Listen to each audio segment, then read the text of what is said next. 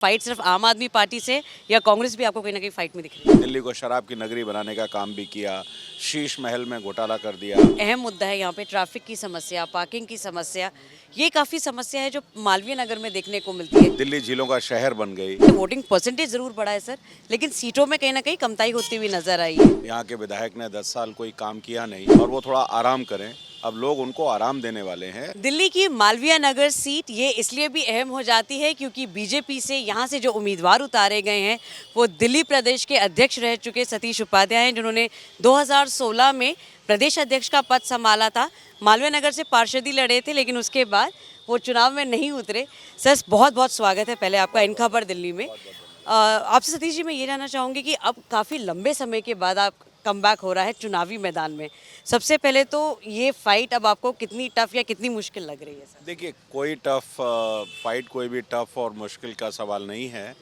हम हर जो भी चुनाव होता है उसको हम चुनौतीपूर्ण तरीके से लेते हैं और उसको बहुत गंभीरता से लेते हैं। हमारे लिए हर चुनाव बहुत गंभीर है, इसलिए उसमें गंभीरता से हम काम कर रहे हैं। डोर टू डोर संपर्क कर रहे हैं।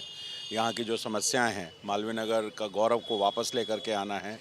यहाँ के विधायक ने 10 साल कोई काम किया नहीं और विधायक ने तो अभी पीछे बयान भी दिया 4 महीने पहले कि मैं डिप्रेशन में हूँ। तो अब मालवीय नगर के लोग उनको कह रहे हैं कि उनकी स्वास्थ्य को ख़राब नहीं करना है, वो डिप्रेशन में ना रहें और वो थोड़ा आराम करें।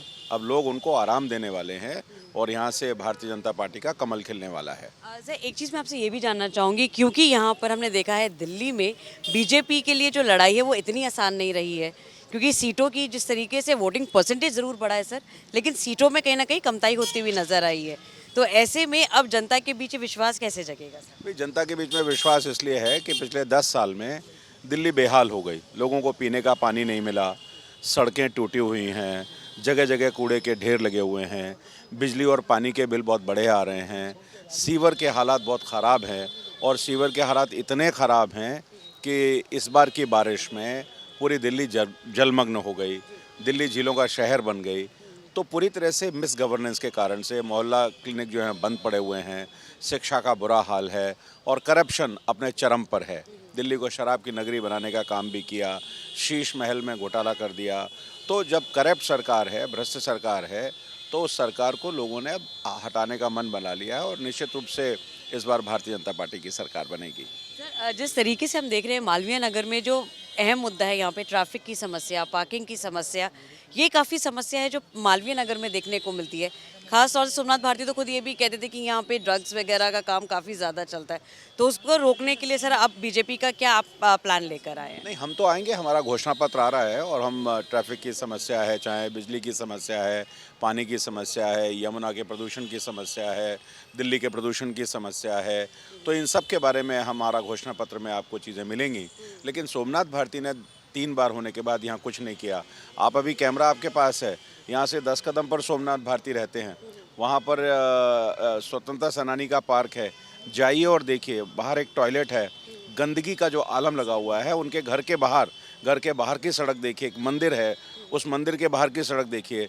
तो पूरी तरह से मालवीय नगर में कुछ हुआ नहीं और मालवीय नगर पूरी तरह से आप देखेंगे कि गंदगी का ढेर है वहाँ पर। अभी मेरे लेफ्ट हैंड साइड पे पार्क है, यहीं आप देखिए, आप शूट करिएगा कि कूड़े के ढेर लगे हुए हैं। तो पूरी तरह से मालवीय नगर को कूड़ा कूड़ा कर दिया। तो मालवीय नगर के गौरव को हम वापस लेकर के आएंगे और सोमनाथ भारती जी की विदाई इस बार तय है। एक सतीश जी, मेरा सवाल ये भी है कि जिस तरीके से अब हमने कल देखा बीजेपी की कल तीसरी लिस्ट आई, उसमें एक नाम सामने आया बिष्ट साहब का। वो काफ़ी ज़्यादा नाराज़ थे क्योंकि करावल नगर से कपिल मिश्रा को टिकट दे दिया गया।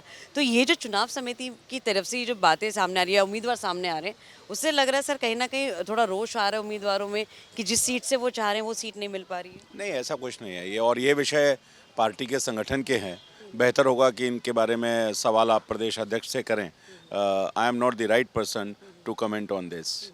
और सर, जिस तरीके से केजरीवाल जी की तरफ से ये भी एक बात सामने आती है कि बीजेपी जो है वो दिल्ली में काम नहीं करती, सिर्फ उनको गाली देने का काम करती है और मेरे कामों को पीछे करती है, सिर्फ गाली देती है और अपने वोट बटोरना चाह रही है। आप देखिए, आप गाली देने का काम तो मालवीय नगर के विधायक सोमनाथ भारती जी के पास है और आप तो पत्रकार हैं और आपने टीवी एंकर पे देखा होगा उन्होंने क्या टीवी एंकर को, महिला को कहा था।